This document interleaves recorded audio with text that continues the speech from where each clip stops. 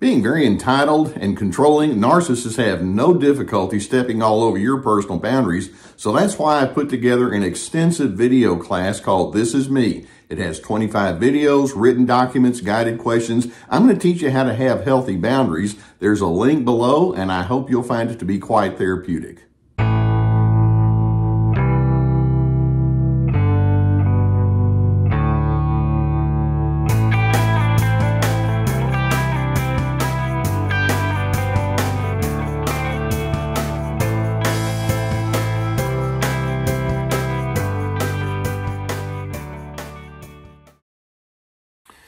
Many of you have been exposed to someone, or perhaps several someones, who are steeped in hatred. Now, that's not a very pleasant thing to think of, but many narcissistic individuals who have this very powerful need to be in control and want to have dominance and superiority can find themselves caught up in this mood of hatred, and it can hold on to them in such a way where it just carries them further and further down the pathway towards many other awful kind of behaviors. Now, when we talk about a narcissist being trapped inside of an attitude of hatred toward you, we're not just saying that the narcissist dislikes you. It's more than that. When a narcissist holds on to hatred, it means they hold on to a sense of repugnance towards you. You are detested. They seek your harm and they want to devalue you, and they feel good about things that go poorly in your life. There's a sadistic element to something like that. Now, it's extremely important for you to understand, if you're dealing with a narcissistic person who is caught up in hatred toward you, that individual is able to give toward you only what they possess on the inside of themselves to begin with. Now, what I mean by that is, for example, if I want to give you some money, but if I don't have money, I can't give you money. If I want to give you goodness, I can't give it to you if I don't possess goodness. I can only give you what I have to offer. And hatred is on the inside of the narcissist is representative of an overall sense of rot and pessimism that they carry within them as they engage with you. And that's pretty sad. That's pretty pitiable when you think about it that way. Now, I'm going to acknowledge up front, I know that many of you can think, well, you know what? I don't exactly feel very cheery towards that person in reverse. And there are times when you could have your feelings of hatred towards that narcissist in reverse when they offer it to you. We're going to get to that in a few moments, because I don't want you to get stuck in the same patterns that they're in a permanent kind of way. Anyone who is defined by their own sense of hatred, whether they will admit it or not, they're acting out of their own historical experiences. Someone taught them to be that way. Someone modeled that to them. These are individuals who have been damaged by their own life experiences. Narcissistic, hateful individuals have learned that they can't trust other individuals. They have a fear of powerlessness, which is why they must falsely convince themselves that they are in the dominant and power position over other individuals. They have a fear of their own personal vulnerability, so they'll gravitate toward tools, if you will, that allow them to think that they are invulnerable, when in fact, no, they're very weak from the inside out, despite how loud or how vicious they may roar. Now, there are some key insights that I want you to pick up on as you try to understand exactly what it means to be a person that's given over to hate. Now, first of all, let's understand that I'm going to give you four here. Number one, hatred is an offshoot of anger, but it's more than anger. You see, I can be angry toward you, but I don't have to hate you. Anger means that I don't like what you do or say or how you manage things, but then we can keep it contained to that. When we go into hatred, though, the person that says, no, I hate you, it's not that they dislike what you do, it's that they dislike who you are. Hatred is about their rejection of your character, your essence, your very nature. So it's a disdain on a much deeper level than mere anger, if we can put it in those terms. A second thing that we need to understand is, and this is strange to say this, but hatred is a form of attachment. Now, you know that if there's someone out there in your world who has a hatred toward you, they're just the gift that keeps on giving, if you understand what I mean. They can't let go. And whenever your name comes up in conversation, or if you show up in their world, you're going to know that it's still there.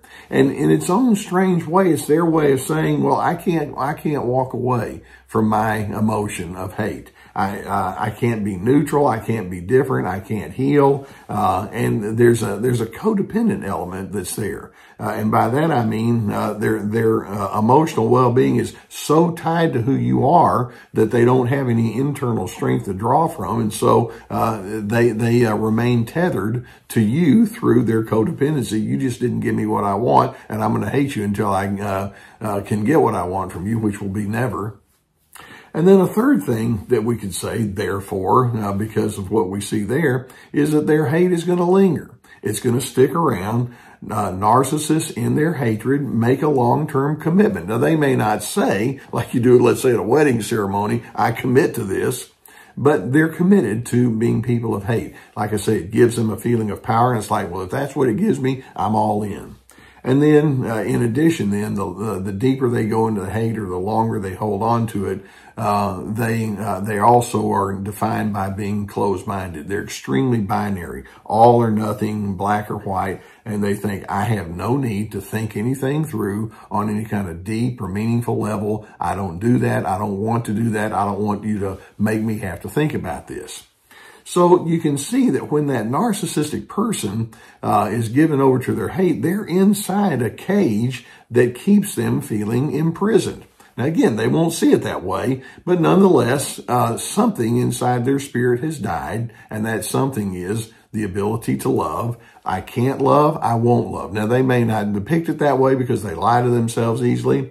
In addition, we can see that their ethics and their moral standing has completely decayed. The longer you hold on to your hatred, the easier it is to go into rationalization about how the ethics or the moral standings that other people have, aren't necessary, or they just rationalize and they somehow justify why it's reasonable for them to feel as they do, which hate is never justifiable, but in their mind they can do it.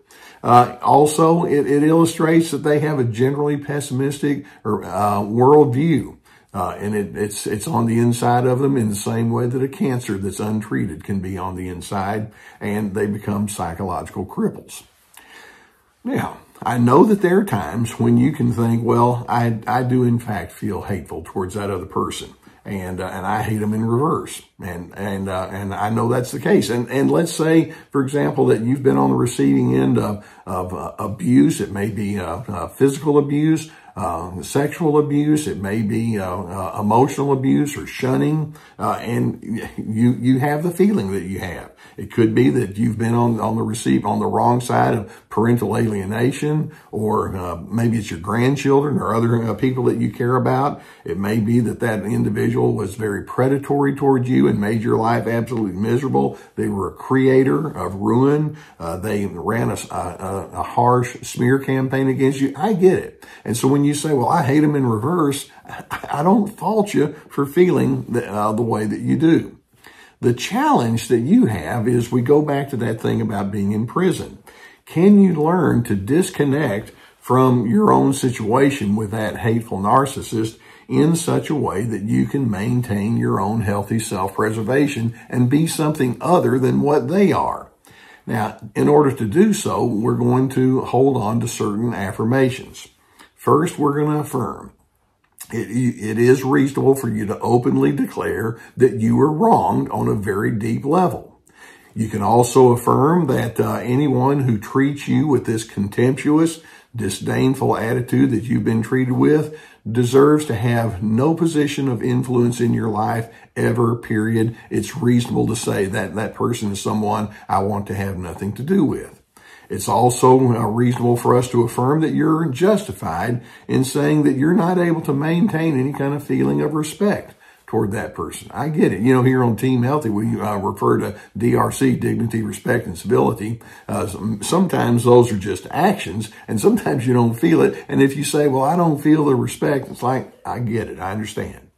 Now, understanding all of what I'm saying there, we're also going to affirm that the hate-filled narcissist cannot, should not, or ever needs to have the final say about who you are. And I hope you hear that, because that's essential for you to have healing in your own personal life. You're not going to have victory over that person. But you see, the good news is, well, I don't want to be in a competition with that individual in the first place. I don't want to win. I just want to be me. You simply can't afford to take on the inferior status that they want. If they say I win, it's like, okay, you think whatever you want. I'm a different person. You see, the fact of a narcissist, the fact of your own personal worth overrides the narcissist's feelings. You'll need to understand that, yes, you have had to pay a price by being associated with that person. And sometimes the price can hurt. And sometimes the price can be stronger and perhaps even more permanent than you would want. But you're not psychologically bankrupt. You can still tend to your own personal needs. You can still follow your passions. You can still have healthy priorities. You can still pursue good interests, and you can invest in otherwise healthy relationships. You see, I'm hoping that unlike the hateful narcissist, you can move forward because of one huge recognition about yourself that the narcissist cannot say truthfully, and that is, I'm committed to being a person of love. The narcissist has lost the ability to love. And by you committing to being a person of love and having a sense of decency, starting with yourself, then that allows you to have a hope that they're never going to be able to hold on to. But I'm hoping you can indeed become that person that says, I'm not going to be imprisoned by an emotion and by an attachment that is something that's going to define me in such a negative way. I can't afford to let that happen. Yeah, I do hope that videos like this can give you some good food for thought. I know that you can have people in your world that have been hateful toward you. It's tempting to go the same in reverse. Don't make a mistake of becoming just like the person that you dislike yourself. Now, if you find these videos helpful, which I hope you do, of course, then hit that subscribe button. We're going to keep more coming towards you. Thank you for allowing me to be a part of your journey. Now, you know that I've been sponsored for years by the people at BetterHelp.com. It's an online therapy resource. I believe strongly in therapy. When you're dealing with something of the nature of what we're talking about here today, that could be something that would be very beneficial to you. There's a link below to the people at the BetterHelp.com team, and there's a whole team of licensed professional therapists. You answer a few questions, and you get to select a therapist you can work for, and it can be so relieving to have somebody to understand you and walk you through the process like we're talking about. In addition, I've put together courses in my retirement. They're very extensive. Each one has at least 25 teaching videos, and each video has handouts. We have anger games, This Is Me, Ready, Set, Connect, free to be. There are links below the video here. They're also on my website that has all of my other resources, including my webinars that are 90-minute presentations, my articles, access to my podcast. We have lots of resources, and they're there for a reason. I hope that we can be helpful toward you and be part of your own personal growth. No one wants to be on the receiving end of hate, and when that narcissistic individual says, well, I'm committed to it, they're inside a prison. They won't be quite that honest. They're inside their own prison of their own choosing. Don't join them in that place. Though you may carry a psychological limp as you move forward, you can still move forward. And in doing so, I'm hoping you can determine that person certainly will not have the final word in my life. Love and goodness has the final word in my life. And in doing so, you can still have a sense that says, I know that I'm going to be able to find a good semblance of peace.